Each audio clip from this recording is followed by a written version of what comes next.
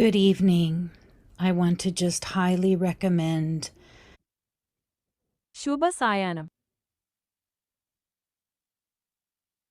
കൊറിയയിലെ ഒരു സഹോദരൻ അടുത്തിടെ നൽകിയ ഒരു സന്ദേശം നിങ്ങൾ കേൾക്കണമെന്ന് ഞാൻ ശക്തമായി ശുപാർശ ചെയ്യുന്നു.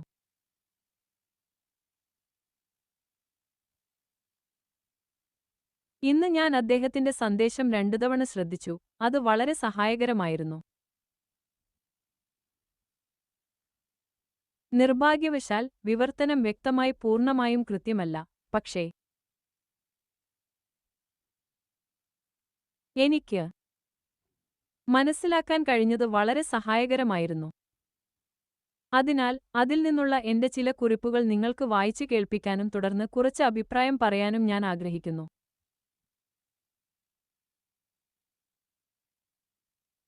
എന്റെ അടുത്ത് ഒരു പൂച്ചയുണ്ട്, അത് ഒരുതരം കൂർക്കം വലിക്കുന്നു. അതിനാൽ ആ ശബ്ദം വളരെ ശ്രദ്ധ തിരിക്കുന്നില്ലെന്ന് ഞാൻ പ്രതീക്ഷിക്കുന്നു. ശരി. അപ്പോൾ സഹോദരൻ യു ന്യായാധിപന്മാർ, എഫെസ്യർ 6, 1 തിമോത്തി 4 എന്നിവയിലെ വിവിധ വാക്യങ്ങളിൽ നിന്ന് ദൈവജനം, ചിലർ യുദ്ധം കണ്ടിട്ടില്ലെന്നും യുദ്ധം ചെയ്യാൻ കഴിയേണ്ടതുണ്ടെന്നും പങ്കുവച്ചു. എഫെസ്യർ 6 തീർച്ചയായും യുദ്ധത്തെക്കുറിച്ചും ശക്തരാകുന്നതിനെക്കുറിച്ചും സംസാരിക്കുന്നു. നിൽക്കാൻ എന്ന് 3 തവണ അത് പറയുന്നു. പ്രവൃത്തികൾ 26-ൽ പൗലോസ് തന്റെ സാക്ഷ്യം നൽകുന്നതിനെക്കുറിച്ചും ദൈവം അവനോട് എങ്ങനെ കാലിൽ നിൽക്കാൻ പറഞ്ഞു എന്നതിനെക്കുറിച്ചും പിന്നീട് തന്റെ സന്ദേശത്തിൽ അദ്ദേഹം സംസാരിക്കുന്നു. ഇനി കുഞ്ഞുങ്ങളല്ലാത്ത നിൽക്കുന്നവരാകാൻ നമുക്ക് കഴിയണം. പിന്നെ 1 തിമോത്തി 4 ആത്മാക്കളെ വഞ്ചിക്കുന്നതിനെക്കുറിച്ചും ഭൂതങ്ങളുടെ പഠിപ്പിക്കലുകളെക്കുറിച്ചും സംസാരിക്കുന്നു. അതിൽ വിവാഹം നിരോധിക്കുന്നതും പ്രത്യേക ഭക്ഷണങ്ങൾ കഴിക്കുന്നത് നിരോധിക്കുന്നതും ഉൾപ്പെടുന്നു.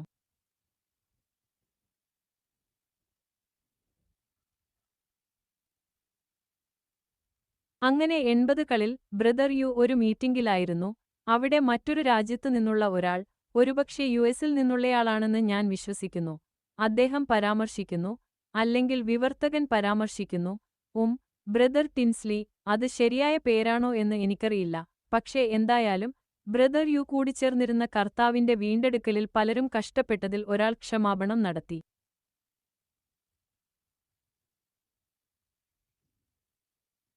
അയാൾക്ക് അത് അംഗീകരിക്കാൻ കഴിഞ്ഞില്ല. നിങ്ങൾക്ക് അറിയാമോ എന്ന് അയാൾ ചിന്തിച്ചു. പിന്നിൽ ആരോ കരയുന്നുണ്ടായിരുന്നു. അയാൾക്ക് 30 വയസ്സായിരുന്നു. ബ്രദർ യു 30 വയസ്സായിരുന്നു. നിങ്ങൾക്ക് ഉപദ്രവം സംഭവിച്ചുവെന്ന് ക്രിസ്തുവിന്റെ ഒരു ശുശ്രൂഷകൻ പറയുന്നത് എന്തുകൊണ്ട് ഇത് വളരെ ഉന്മേഷദായകമല്ല എന്ന് ചിന്തിച്ചു. കരയുന്ന ആ വ്യക്തിക്ക് ഒടുവിൽ വഞ്ചനയ്ക്ക് ജയിൽ ശിക്ഷ ലഭിച്ചു. അദ്ദേഹം ഈ ഗ്രൂപ്പിലെ ഒരു സഹോദരനായിരുന്നു. അത് മറ്റൊരു വലിയ കഥയാണ്. വളരെ സങ്കടകരമായ കഥ. എന്തായാലും വീട്ടിൽ ഒരു കൂട്ടക്കൊല നടക്കുന്നുണ്ട് എന്നതിലേക്ക് ഞാൻ കടക്കാൻ പോകുന്നു. 2000 മാർച്ചിൽ ഈ ഗ്രൂപ്പിൽ കർത്താവിന്റെ വീണ്ടെടുക്കലിൽ തുടരണോ അതോ പോകണോ എന്ന കാര്യത്തിൽ അദ്ദേഹം ഒരു വഴിത്തിരിവിലായിരുന്നതിനെക്കുറിച്ചുള്ള തന്റെ സാക്ഷ്യം ഞാൻ സഹോദരൻ യു പങ്കുവെക്കാൻ പോകുന്നു. അദ്ദേഹം ഒരു സുവിശേഷ ലഘുലേഖയും മറ്റൊരു പുസ്തകവും എഴുതി. അത് പുതിയ വിശ്വാസികൾക്കുള്ള ഒരു പാഠപുസ്തകമായിരുന്നു. കർത്താവിന്റെ വീണ്ടെടുക്കലിൽ ഞാൻ പറയും, നിങ്ങൾക്കറിയാമോ, നിങ്ങളെ വളരെയധികം സംശയിക്കുന്ന ഒരു പുസ്തകം നിങ്ങൾ എഴുതി. കാരണം കർത്താവിന്റെ വീണ്ടെടുക്കലിൽ യുഗത്തിലെ ഒരു ശുശ്രൂഷകൻ മാത്രമേയുള്ളൂ എന്ന ഒരു പഠിപ്പിക്കലുണ്ട്. എന്തായാലും സഹോദരൻ യു പങ്കിടുന്നത് ഞാൻ കേട്ടപ്പോൾ എനിക്ക് വന്നത്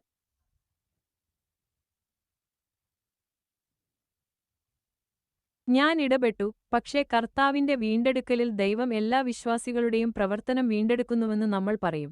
പക്ഷേ ഞാൻ പറയും, വാസ്തവത്തിൽ സത്യം, കർത്താവിന്റെ വീണ്ടെടുക്കലിൽ നിരവധി വിശ്വാസികളുടെ പ്രവർത്തനം പഴയതല്ല.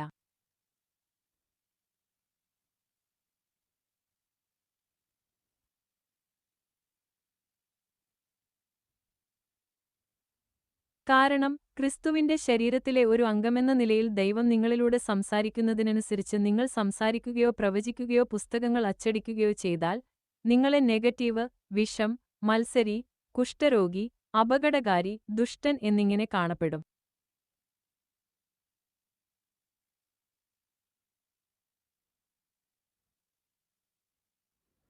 നിങ്ങളെ ക്വാറന്റൈൻ ചെയ്യും അല്ലെങ്കിൽ എന്തും. അത് ലീയുടെ പഠിപ്പിക്കലുകൾക്ക് സാക്ഷ്യം വഹിക്കുന്നില്ലെങ്കിൽ, അത് ഒട്ടും വിരുദ്ധമല്ലെങ്കിൽ അല്ലെങ്കിൽ സാക്ഷ്യം ലീയുടെ പഠിപ്പിക്കലുകളെ ചോദ്യം ചെയ്യുന്നുവെങ്കിൽ, നിങ്ങളെ വിമതനായി കാണും. എന്നാൽ സാക്ഷ്യം ലീയുടെ പഠിപ്പിക്കലുകൾ എല്ലായ്പ്പോഴും തിരുവെഴുത്തുപരമല്ല. അവ തിരുവെഴുത്തുപരമല്ല എന്നതിന് യഥാർത്ഥത്തിൽ നിരവധി ഉദാഹരണങ്ങളുണ്ട്. കുത്ത്.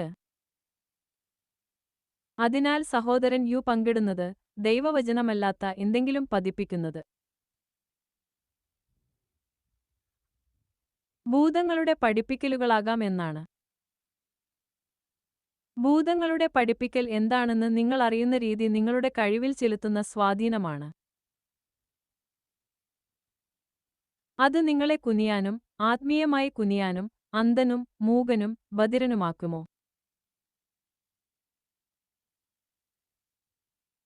അതിനാൽ അവൻ നിങ്ങളെ അറിയുന്നതിനെക്കുറിച്ച് സംസാരിക്കുന്നു. ഭൂതങ്ങളുടെ പഠിപ്പിക്കൽ വളരെ നല്ലതായി തോന്നുന്ന ഒന്നായിരിക്കാം. ഭൂതങ്ങൾ ബാധിച്ച ഒരു പെൺകുട്ടി ഉണ്ടായിരുന്നു. പ്രവൃത്തികൾ 16-ൽ ഭൂതബാധിതയായ ഒരു സ്ത്രീ പറഞ്ഞ കാര്യങ്ങൾ ആരാണെന്ന് അദ്ദേഹം പറയുന്നു. രക്ഷയുടെ വഴി പ്രഖ്യാപിക്കുന്ന അത്യുന്നതനായ ദൈവത്തിന്റെ ദാസന്മാരാണിവർ. ആ ഭൂതത്തെ പുറത്തുവരാൻ പൗലോസ് കൽപ്പിച്ചു. ഈ സ്ത്രീയുടെ സംസാരത്തിൽ പൗലോസ് വളരെയധികം വിഷമിച്ചു.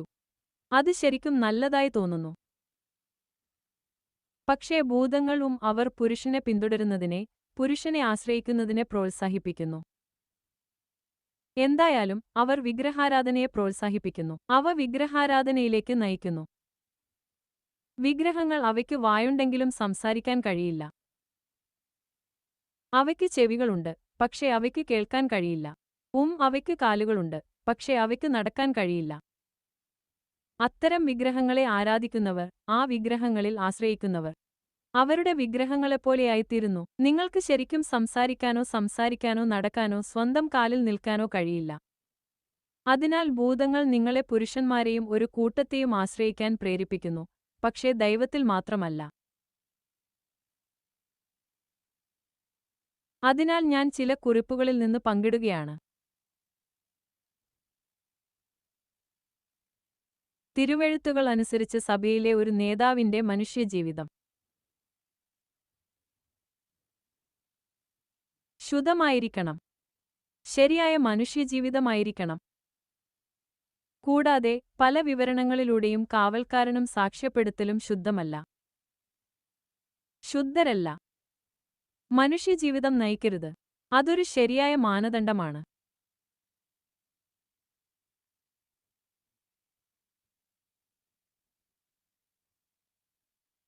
പിന്നെ വിറ്റ്നസ് ലീയുടെ മക്കൾ വളരെ അധാർമികരായിരുന്ന സാഹചര്യമുണ്ട്. പ്രത്യേകിച്ച് ഫിലിപ്പ് ലീ വളരെ അധാർമികനാണെന്ന് തായ്പേയിലെ മുഴുവൻ സമയ പരിശീലനത്തിൽ ഒരു നേതാവായി ഉയർത്തിക്കാട്ടപ്പെട്ടു.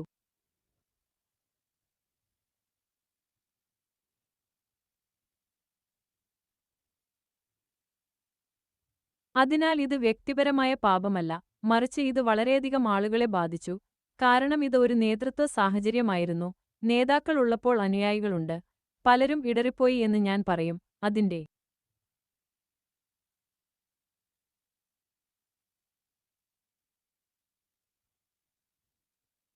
അനന്തരഫലങ്ങളും നാശനഷ്ടങ്ങളും ഇപ്പോഴും പലരും തലമുറകളായി അനുഭവിക്കുന്നു.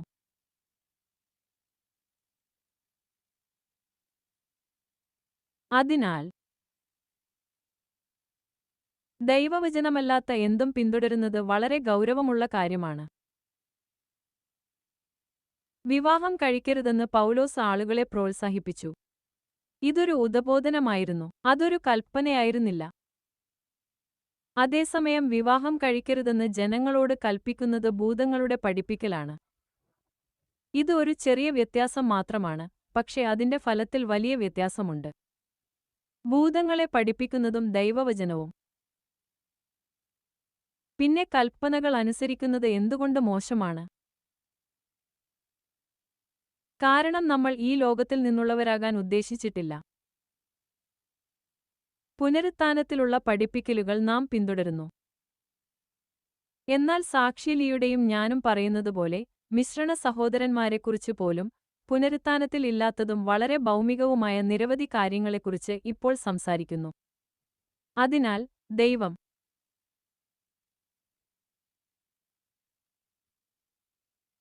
ദാവീദിനോട് പറഞ്ഞതുപോലെ, നീ പണിയുകയില്ല, ഞാൻ പണിയാം എന്നു മനസ്സിലാക്കുന്നതിനുപകരം, പണിയാൻ കഠിനാധ്വാനം ചെയ്യുക, പരിശീലനത്തിലേക്ക് പോകുക, PSRPയിലേക്ക് പോകുക, പ്രഭാത ഉണർവ് നേടുക, പ്രവചിക്കുക എന്നിവയായാലും നമ്മൾ ചെയ്യുന്നത് ദൈവത്തിൽ പൂർണ്ണമായും ആശ്രയിക്കുക എന്നതാണ്. ദൈവത്തെ കൂടാതെ നമുക്ക് ഒന്നും ചെയ്യാൻ കഴിയില്ല. എന്നാൽ കർത്താവിന്റെ വീണ്ടെടുക്കൽ എന്ന് ഉദ്ധരിക്കുന്ന ആളുകൾ പലപ്പോഴും കാര്യങ്ങൾ ചെയ്യണമെന്ന് കരുതുന്നു. അവർ പണിയണം, അവർ വചനത്തിൽ ഭക്ഷണം കഴിക്കണം, അവർ കർത്താവിനെ വിളിക്കണം. എന്നാൽ ദൈവം എവിടെയാണ്? അവന്റെ വചനം എവിടെയാണ്? അവന്റെ വചനമുണ്ടെങ്കിൽ ധാരാളം സ്വാതന്ത്ര്യമുണ്ടെന്ന് ഞാൻ പറയും, കാരണം നാമെല്ലാവരും ആത്മാവിൽ സ്വതന്ത്രരാണ്. കർത്താവിന്റെ ആത്മാവുള്ളിടത്ത് സ്വാതന്ത്ര്യമുണ്ട്, സത്യം നമ്മെ സ്വതന്ത്രരാക്കുന്നു. അതിനാൽ സഹോദരൻ ക്രിസ്തുവിലുള്ള സ്വാതന്ത്ര്യത്തെക്കുറിച്ച് സംസാരിക്കുന്നു. നിങ്ങളുടെ മനസ്സാക്ഷിയെ പിന്തുടരാനുള്ള സ്വാതന്ത്ര്യം, സത്യം സംസാരിക്കാനുള്ള സ്വാതന്ത്ര്യം. നമുക്ക് സ്വാതന്ത്ര്യം ആവശ്യമാണ്. ഒരു പുരുഷനോടുള്ള വിശ്വസ്തതയുടെയും ഒരു പുരുഷനെയും ഒരു ഗ്രൂപ്പിനെയും അല്ലെങ്കിൽ പുരുഷന്മാരെയും ആശ്രയിക്കുന്നതും കൂട്ടായ സഹപ്രവർത്തകരുടെ അംഗീകാരമുള്ളതുമായ ഒരു ഗ്രൂപ്പിനെ ആശ്രയിക്കുന്നതും ദൈവത്തിന്റെ വാക്കിന്റെ അടിസ്ഥാനത്തിൽ ദൈവത്തിന്റെ അംഗീകാരം നേടുന്നതും നമ്മുടെ മനസ്സാക്ഷിയിൽ നമുക്കറിയാവുന്ന അവന്റെ വാക്കിന്റെ അടിസ്ഥാനത്തിൽ നാം അവന്റെ വാക്ക് പിന്തുടരുന്നതുമായ ബന്ധനമല്ല. അതെ എന്നതിലേക്ക് മടങ്ങാം. വടക്കൻ കൊറിയയിൽ വിദേശികളെ ആകർഷിക്കാൻ വേണ്ടി അവർ കാണിക്കുന്ന ഈ പ്രത്യേക സാമ്പത്തിക മേഖലകളെക്കുറിച്ച് അദ്ദേഹം സംസാരിക്കുന്നു. ചിലപ്പോൾ കർത്താവിന്റെ വീണ്ടെടുക്കലിൽ അതിഥികൾ തായ്പേയിലോ തായ്വാനിലോ ഉള്ള പള്ളികളിലേക്ക് പോകുമായിരുന്നു. അവർ എല്ലാം വളരെ അത്ഭുതകരമാക്കുമായിരുന്നു. അപ്പോൾ കൊറിയയിൽ നിന്നുള്ള സഹോദരങ്ങൾ കൊറിയയിലേക്ക് തിരികെ പോയി പറയും, ഇത് ലീയുടെ പഠിപ്പിക്കലല്ല, അത് നമ്മളാണ്. കാരണം അവർ നന്നായി ചെയ്യുന്നു. എന്നാൽ യഥാർത്ഥത്തിൽ അത് ഒരു മുഖംമൂടി നടക്കുന്നുണ്ടെന്നത് ഒരു വസ്തുതയായിരുന്നു. വ്യക്തിപരമായ തലത്തിലും ഞാൻ പലതവണ കണ്ടിട്ടുണ്ട്, അവിടെ പ്രത്യക്ഷപ്പെടുന്നത് സത്യമല്ലെന്നും അത് ആളുകളെ ബാഹ്യമായി ആകർഷിക്കാൻ ഒരു പ്രത്യേക സാമ്പത്തിക മേഖല ഉള്ളതുപോലെയാണെന്നും എന്നാൽ ആന്തരിക യാഥാർത്ഥ്യം യഥാർത്ഥത്തിൽ അവിടെ ഇല്ലെന്നും ഞാൻ പറയും. ഞാനും അതെ എന്ന് പറയും. സഹോദരാ, നിങ്ങൾ സംസാരിക്കുമ്പോൾ അദ്ദേഹം കുറ്റകൃത്യങ്ങളെക്കുറിച്ച് സംസാരിച്ചു. മൾട്ടിലെവൽ മാർക്കറ്റിംഗ് MLMകളെക്കുറിച്ച് അദ്ദേഹം സംസാരിച്ചു.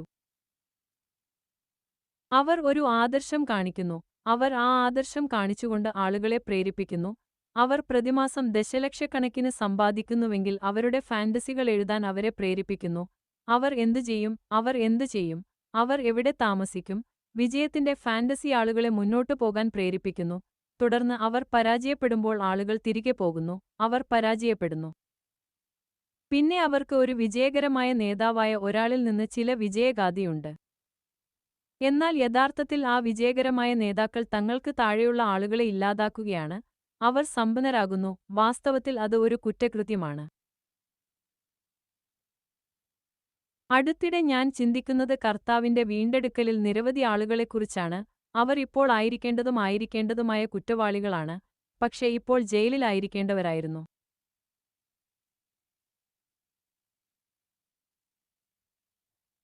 കർത്താവിന്റെ വീണ്ടെടുക്കലിൽ തങ്ങളെത്തന്നെ വളരെയധികം ബഹുമാനിക്കുകയും അഭിമാനിക്കുകയും ചെയ്യുന്ന ആളുകളെയും ക്രിമിനൽ പെരുമാറ്റത്തിന് കുറ്റകൃത്യത്തിന് തടവിലാക്കേണ്ടവരെയും ഉണ്ടായിരിക്കുന്നത് ശരിക്കും ഒരു ദുരന്തമാണ്. ഇപ്പോൾ എനിക്ക് നിരവധി പേരുകൾ പരാമർശിക്കാൻ കഴിയും. ഈ കുറ്റവാളികളിൽ ചിലരെക്കുറിച്ച് ചില വീഡിയോകൾ നിർമ്മിക്കാൻ ഞാൻ ആഗ്രഹിക്കുന്നു. അവരിൽ ചിലർ ഇപ്പോഴും ജീവിച്ചിരിപ്പുണ്ട്, എങ്ങനെയോ ജയിൽവാസം ഒഴിവാക്കി. പക്ഷേ സാമ്പത്തിക തട്ടിപ്പ്, ലൈംഗികാതിക്രമം അല്ലെങ്കിൽ മറ്റ് നിയമങ്ങൾ ലംഘിക്കൽ എന്നിവ കാരണം വളരെയധികം കാപട്യമുണ്ട്. ആളുകൾ കരുതുന്നത് അവർ മാത്രമാണ് ദൈവഭക്തരെന്നും മറ്റ് ക്രിസ്ത്യാനികൾ വളരെ ലൗകികരാണെന്നും എന്നിട്ടും അവർ യഥാർത്ഥത്തിൽ ദൈവഭക്തരല്ലെന്നും. ദൈവം നൽകിയ ശരീരത്തെ അവർ ദുരുപയോഗം ചെയ്യുന്നു. ദൈവം അവർക്ക് നൽകിയ ദാനങ്ങളെ അവർ ദുരുപയോഗം ചെയ്യുന്നു, അല്ലെങ്കിൽ ക്രിസ്തുവിന്റെ ശരീരത്തിലെ അംഗങ്ങൾക്ക് അവരുടെ അളവനുസരിച്ച് പ്രവർത്തിക്കാൻ കഴിയാത്തിടത്ത് അവർ മറ്റുള്ളവരെ ദുരുപയോഗം ചെയ്യുന്നു. എന്നിട്ടും അവർ ഏറ്റവും മികച്ച ക്രിസ്ത്യാനികളാണെന്ന് അവർ കരുതുന്നു. ഇത് ശരിക്കും കപടവും ശരിക്കും വഴിതെറ്റിക്കപ്പെട്ടതുമാണ്, ശരിക്കും തെറ്റിദ്ധരിക്കപ്പെടുന്നു. എന്നിട്ടും ആളുകൾക്ക് പുറത്തുകടക്കാൻ, സ്വന്തം കാലിൽ നിൽക്കാൻ കഴിയാത്ത വിധം ഗ്രൂപ്പിനെ വളരെയധികം ആശ്രയിക്കുന്നു. അവർ നേതൃത്വത്തെ ആശ്രയിക്കുന്നു. അതിനാൽ പിശാചുക്കൾ അന്ധരും, മൂകരും, ബധിരരും, കുനിഞ്ഞവരും, നശിച്ചവരും, അവരുടെ കഴിവുകൾ നശിപ്പിക്കപ്പെട്ടവരുമായ ആളുകളെ സൃഷ്ടിക്കുന്നു.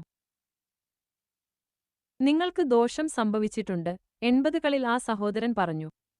അതെ, ഞാൻ പറയും, എനിക്ക് വളരെയധികം ദോഷം അനുഭവിച്ചിട്ടുണ്ട്. എന്റെ കുട്ടികൾ ഇപ്പോഴും വളരെയധികം ദോഷം അനുഭവിക്കുന്നു. ഞാൻ ഇപ്പോഴും വളരെയധികം ദോഷം അനുഭവിക്കുന്നു. കർത്താവിന്റെ വീണ്ടെടുപ്പിനെ ഉദ്ധരിച്ച് വളരെയധികം ദോഷം അനുഭവിച്ച നിരവധി വ്യക്തികളുടെയും കുടുംബങ്ങളുടെയും ഗ്രൂപ്പുകളുടെയും സഭകളുടെയും ഒരു ചെറിയ ചെറിയ സ്നാപ്ഷോട്ട് മാത്രമാണിത്. എന്നിട്ടും അവരിൽ പലരും ദൈവത്തിന്റെ സമ്പദ്വ്യവസ്ഥയെക്കുറിച്ച് സംസാരിക്കുന്നു. അവർ നിരുപാധികമായി സംസാരിക്കുന്നു. അവർ അശ്രദ്ധമായി സംസാരിക്കുന്നു. അവർ സംസാരിക്കുകയും അത് പ്രവർത്തിക്കുമെന്ന് വിശ്വസിക്കുകയും ചെയ്യുന്നു. എന്നാൽ വാസ്തവത്തിൽ അവിടെ ധാരാളം അസംബന്ധങ്ങളും തിരുവെഴുത്തുവിരുദ്ധമായ പഠിപ്പിക്കലുകളുമുണ്ട്. ധാർമ്മികമായി മുട്ടും ലീയും ശുദ്ധരായിരുന്നില്ല. കർത്താവ് നിങ്ങളെ ഉപയോഗിക്കുന്നതിന് നിങ്ങൾ ശുദ്ധരായിരിക്കണം. നിങ്ങൾ പാളയത്തെ മലിനമാക്കുന്നില്ല, അല്ലെങ്കിൽ ആ പാളയത്തിൽ ദൈവം നമ്മുടെ ഇടയിൽ ഉണ്ടാകില്ല. ശുദ്ധരായ, ശരിയായ മനുഷ്യജീവിതം നയിക്കുന്ന മൂപ്പന്മാരെ നിയമിക്കണമായിരുന്നു. ഉണരുക, കേൾക്കൂ. ഈ വാക്കുകൾ ആക്രമിക്കാനുള്ളതല്ല. സഹോദരൻ യു സംസാരിക്കുന്ന വാക്കുകൾ അദ്ദേഹം ഉടൻ പ്രസിദ്ധീകരിക്കുമെന്ന് പ്രതീക്ഷിക്കുന്നു. ഞാൻ അവസാനമായി കേട്ടത് കർത്താവിന്റെ വീണ്ടെടുപ്പിനെക്കുറിച്ച് നൂറുകണക്കിന് പേജുകളുള്ള ഒരു നീണ്ട പുസ്തകമായിരുന്നു അദ്ദേഹത്തിന്റേത്. ആക്രമിക്കാനുള്ളതല്ല, രോഗശാന്തിയെ പ്രോത്സാഹിപ്പിക്കാനുള്ള വാക്കുകളാണിവ. അവ സ്നേഹത്തിന്റെ വാക്കുകളാണ്, സ്നേഹത്തിൽ സത്യം സംസാരിക്കുന്നു. ഭൂതങ്ങളുടെ പഠിപ്പിക്കലുകൾ അദ്വിതീയമല്ല. നാം അവ സ്വീകരിച്ചാൽ നാം ശക്തിപ്പെടുന്നില്ല. നമ്മുടെ സഹജമായ സ്വാധീനവും നമ്മുടെ കഴിവുകളും കുറയുന്നു. വിശ്വാസികളെ, പ്രത്യേകിച്ച് കർത്താവിന്റെ വീണ്ടെടുപ്പ് ബാധിച്ചവർക്ക്, നാം സ്വതന്ത്രരാകണം. ക്രിസ്ത്യാനികൾക്ക് മനസ്സാക്ഷി സ്വാതന്ത്ര്യം, പക്വത പ്രാപിക്കാനുള്ള സ്വാതന്ത്ര്യം, വളരാനുള്ള സ്വാതന്ത്ര്യം, പ്രവർത്തിക്കാനുള്ള സ്വാതന്ത്ര്യം എന്നിവയുണ്ട്. ക്രിസ്തുവിൽ നമുക്ക് ആ സ്വാതന്ത്ര്യം അനുഭവിക്കാൻ കഴിയട്ടെ. അടുത്തിടെ ഒരു ചെറിയ വ്യക്തിപരമായ അപ്ഡേറ്റ് നൽകാൻ വേണ്ടി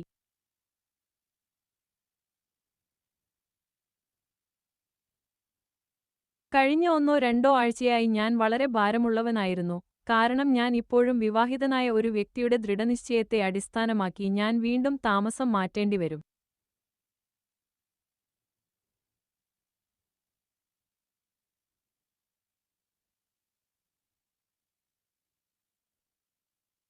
എന്റെ കുട്ടികളിൽ ഒരാളുടെ ആവശ്യം നിറവേറ്റാൻ എനിക്ക് താങ്ങാനാവുന്ന ഒരു വീട് തിരയുന്നത് എനിക്ക് വീണ്ടും നഷ്ടപ്പെട്ടതായി തോന്നിത്തുടങ്ങി, കാരണം അവൻ ഇപ്പോഴും വളരെയധികം കഷ്ടപ്പെടുന്നു, ധാരാളം സുഖപ്പെടുത്തുന്നു, പക്ഷേ അവൻ ആയിരിക്കണം എന്ന് തീരുമാനിച്ചു. അവൻ ഞാൻ എവിടെയാണോ അവിടെ താമസിക്കണം.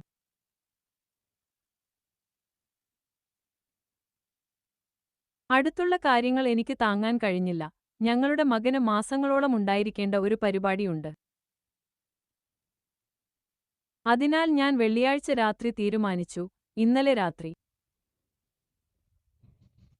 വ്യാഴാഴ്ച രാത്രിയല്ല, ഞങ്ങളുടെ മകൻ ആരോഗ്യത്തെ സഹായിക്കുന്ന ഒരു പ്രത്യേക പരിപാടിയിലായിരിക്കുമ്പോൾ എനിക്ക് അനങ്ങാൻ കഴിയില്ല. പക്ഷേ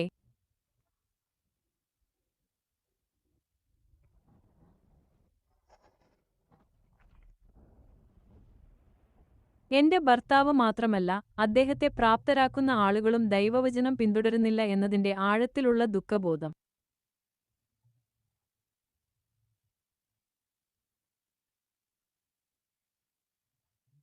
അദ്ദേഹത്തിന് ചില പ്രത്യേക സാഹചര്യങ്ങളുണ്ടെന്ന് എനിക്ക് തോന്നുന്നു. അത് അദ്ദേഹത്തിന് ചില ദുർബലതകൾ ഉണ്ടാക്കുന്നു, പക്ഷേ അദ്ദേഹം എന്നെ തെറ്റായി പെരുമാറാൻ പ്രാപ്തനാക്കുന്നു. ബൈബിളിൽ നിന്നുള്ള ഈ വാക്യം ഞാൻ വായിക്കാൻ ആഗ്രഹിക്കുന്നു. 1 തിമോത്തി അനുപാതം 5:8. എന്നാൽ ആരെങ്കിലും തന്റെ ബന്ധുക്കൾക്ക്, പ്രത്യേകിച്ച് തന്റെ വീട്ടിലെ അംഗങ്ങൾക്കു വേണ്ടി കരുതുന്നില്ലെങ്കിൽ, അവൻ വിശ്വാസം തള്ളിപ്പറഞ്ഞവനും ഒരു അവിശ്വാസിയേക്കാൾ മോശക്കാരനുമാണ്. ഞാനിത് അനുകമ്പയോടെയാണ് പറയുന്നത്. പക്ഷേ എന്റെ ഭർത്താവ് തന്റെ കുടുംബത്തിന്, പ്രത്യേകിച്ച് എനിക്ക്, അവന്റെ ഭാര്യയ്ക്കു വേണ്ടി കരുതാതിരിക്കാൻ പ്രാപ്തനായിരിക്കുന്നു. അത്തരമൊരു വ്യക്തി വിശ്വാസം തള്ളിപ്പറഞ്ഞവനും ഒരു അവിശ്വാസിയേക്കാൾ മോശക്കാരനുമാണെന്ന് അതിൽ പറയുന്നു. ഈ തരത്തിലുള്ള സാഹചര്യത്തിൽ ഭൂതങ്ങൾ ഉൾപ്പെട്ടിട്ടുണ്ടെന്ന് ഞാൻ വിശ്വസിക്കുന്നു.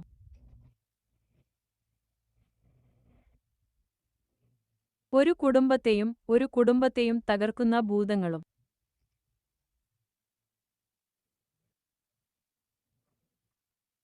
ഇത്തരത്തിലുള്ള പെരുമാറ്റത്തിന് പ്രാപ്തരാക്കുന്നവരും കർത്താവിന്റെ വീണ്ടെടുപ്പിൽ നേതാക്കളാണ്.